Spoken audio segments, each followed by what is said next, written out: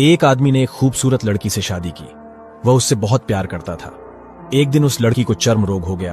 धीरे धीरे वह अपनी खूबसूरती खोने लगी। हुआ यूं कि एक दिन उसका पति टूर पर निकल गया। लौटते समय उसका एक्सीडेंट हो गया और उनकी आंखों की रोशनी चली गई। हालांकि उनका वैवाहिक जीवन हमेशा की तरह चलता रहा, लेकिन जैसे जैसे दिन बीतते गए उसकी खूबसूरती धीरे धीरे कम होती गई। यह बात अंधे पति को पता नहीं चली और उनके वैवाहिक जीवन में कोई अंतर नहीं आया।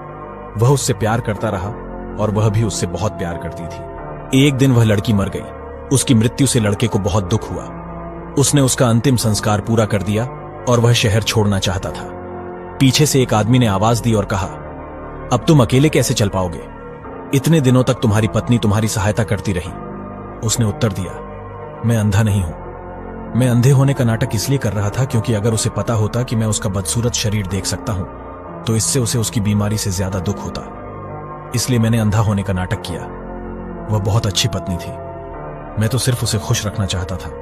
कहानी का सार, कभी कभी खुश रहने के लिए अंधाधुंध व्यवहार करना और एक दूसरे की कमियों को नजरअंदाज करना हमारे लिए अच्छा होता है। यदि आप मुझे फॉलो नहीं कर रहे हैं तो शायद आप मुझे कभी ना देख पाएं।